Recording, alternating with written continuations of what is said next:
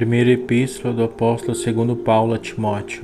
Paulo, apóstolo de Jesus Cristo, segundo o mandado de Deus, nosso Salvador, e do Senhor Jesus Cristo, esperança nossa, a Timóteo, meu verdadeiro filho na fé, graça, misericórdia e paz da parte de Deus, nosso Pai, e da de Cristo Jesus, nosso Senhor. Como te roguei, quando parti para a Macedônia, que ficasses em Éfeso, para advertires a alguns que não ensinem outra doutrina, nem cedem a fábulas ou a genealogias intermináveis, que mais produzem questões do que edificação de Deus, que consiste na fé. Assim o faço agora. Ora, o fim do mandamento é a caridade de um coração puro e de uma boa consciência, e de uma fé não fingida, do que desviando-se alguns se entregaram a vãs contendas, querendo ser doutores da lei, e não entendendo nem o que dizem, nem o que afirmam. Sabemos, porém, que a lei é boa, se alguém dela usa legitimamente, sabendo isto, que a lei não é feita para o justo, mas para os injustos e obstinados, para os ímpios e pecadores, para os profanos e irreligiosos, para os parricidas e matricidas, para os homicidas, para os fornicários, para os sodomitas, para os roubadores de homens, para os mentirosos, para os perjuros e para o que for contrário a essa doutrina, conforme o evangelho da glória de Deus. Bem-aventurado o que me foi confiado, e dou graças ao que me tem confortado, a Cristo Jesus, Senhor nosso, porque me teve por fiel, pondo-me no ministério. A mim que dantes fui blasfemo e perseguidor e opressor, mas alcancei misericórdia, porque o fiz ignorantemente na incredulidade, e a graça de nosso Senhor superabundou com a fé e amor que há em Jesus Cristo. Esta é uma palavra fiel e digna de toda aceitação, que Cristo Jesus veio ao mundo para salvar os pecadores, dos quais eu sou o principal. Mas por isso alcancei misericórdia, para que em mim, que sou o principal, Jesus Cristo mostrasse toda a sua longanimidade, para exemplo dos que haviam de crer nele para a vida eterna. Ora, ao Rei dos séculos, imortal, invisível, ao único Deus, seja honra e glória para todos sempre. Amém. Este mandamento te dou, meu filho Timóteo, que, segundo as profecias que houve acerca de ti, milites por elas, boa milícia, conservando a fé e a boa consciência, rejeitando a qual alguns fizeram naufrágio na fé, e entre esses foram Himeneu e Alexandre, os quais entreguei a Satanás, para que aprenda a não blasfemar. Capítulo 2. Devemos fazer orações por todos os homens. Admoesto-te, pois, antes de tudo, que se faça deprecações, orações, intercessões e ações de graças por todos os homens, pelos reis e por todos os que estão em eminência, para que tenhamos uma vida quieta e sossegada, em toda piedade e honestidade, porque isto é bom e agradável diante de Deus, nosso Salvador.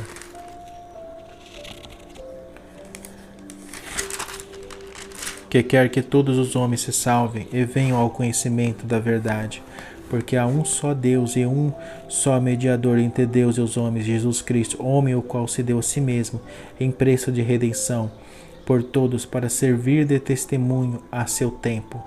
Para o que digo a verdade em Cristo, não minto, fui constituído pregador e apóstolo e doutor dos gentios na fé e na verdade. Quero, pois, que os homens orem em todo lugar, levantando mão santa, sem ira nem contenda.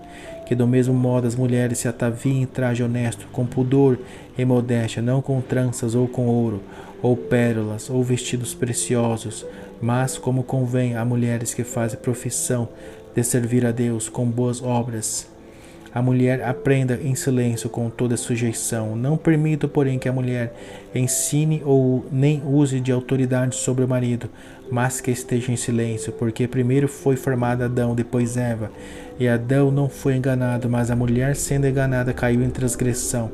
Salvar-se-á, porém, dando à luz filhos, se permanecer com modéstia na fé, na caridade e na santificação. Capítulo 3. Os deveres dos bispos e dos diáconos. Esta é uma palavra fiel. Se alguém deseja o episcopado, excelente obra deseja. Convém, pois, que o bispo seja irrepreensível, marido de uma mulher vigilante, sóbrio, honesto, hospitaleiro, apto para ensinar, não dado ao vinho, não espancador, não cobiçoso de torpe ganância, mas moderado, não contencioso, não avarento, que governe bem a sua própria casa, tendo seus filhos em sujeição com toda a modéstia. Porque se alguém não sabe governar a sua própria casa, terá cuidado da igreja de Deus? Não, neófito, para que, ensoberbecendo-se, não caia na condenação do diabo. Convém também que tenha bom testemunho dos que estão de fora, para que não caia em afronta e no laço do diabo. Da mesma sorte, os diáconos sejam honestos, não de língua dobre, não dados a muito vinho, não cobiçosos de torpe ganância, guardando o mistério da fé em uma pura consciência, e também estes sejam primeiro aprovados, depois sirvam, se forem irrepreensíveis. Da mesma sorte, as mulheres sejam honestas, não maldizentes, sóbrias e fiéis em tudo. Os diáconos sejam maridos de uma mulher, e governem bem a seus filhos e suas próprias casas, porque os que servirem bem como diáconos adquirirão para si uma boa posição e muita confiança na fé que há em Cristo Jesus. Escrevo-te estas coisas, esperando ir ver-te bem depressa, mas se tardar, para que saibais como convém andar na casa de Deus, que é a igreja de Deus vivo, a coluna e firmeza da verdade. E sem dúvida alguma, grande é o mistério da piedade. Aquele que se manifestou em carne foi justificado em espírito, visto dos anjos, pregado aos gentios, crido no mundo e recebido acima na glória. Capítulo 4. Apostasia nos últimos tempos.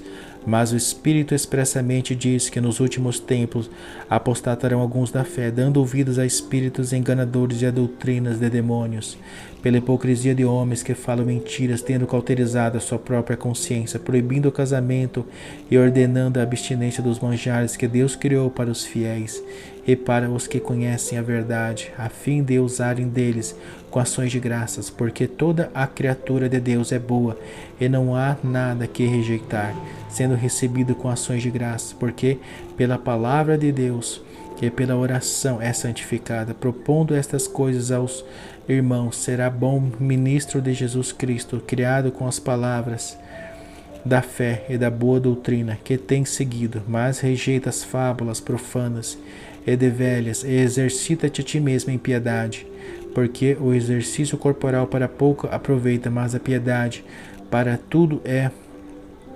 proveitosa, tendo a promessa da vida presente e da que há de vir. Esta palavra é fiel e digna de toda aceitação, porque para isso trabalhamos e lutamos, pois esperamos no Senhor, no Deus vivo, que é o Salvador de todos os homens, principalmente dos fiéis. Manda estas coisas, ensina-as. Ninguém despreze a tua mocidade, mas seu exemplo dos fiéis, na palavra, no trato, na caridade, no espírito, na fé, na pureza. Persiste em ler, exortar e ensinar até que eu vá. Não despreze o dom que há em ti, o qual te foi dado por profecia, com a imposição das mãos do presbitério. Medita estas coisas, ocupa-te nelas, para que o teu aproveitamento seja manifesto a todos. Tem cuidado de ti mesmo e da doutrina, persevera nestas coisas, porque fazendo isso te salvará tanto a ti mesmo como aos que te ouvem. Capítulo 5. Acerca dos velhos e viúvas. Não repreenda asperamente os anciãos, mas admoesta-o como a pais, aos mancebos como a irmãos, as mulheres idosas como a mães, as moças como a irmãs, em toda pureza. Honra as viúvas que verdadeiramente são viúvas. Mas se alguma viúva tiver filhos ou netos, aprenda primeiro a exercer piedade para com a sua própria família e a recompensar seus pais, porque isto é bom e agradável diante de Deus. Ora, que é verdadeiramente viúva e desamparada, espera em Deus e persevera de noite e de dia em rogos e orações, mas a que vive em deleites, vivendo está morta. Manda, pois, estas coisas para que elas sejam irrepreensíveis. Mas se alguém não tem cuidado dos seus, e principalmente dos da sua família, negou a fé e é pior do que o infiel. Nunca seja inscrita viúva com menos de 60 anos, e só que tenha sido mulher de um só marido, tendo testemunho de boas obras,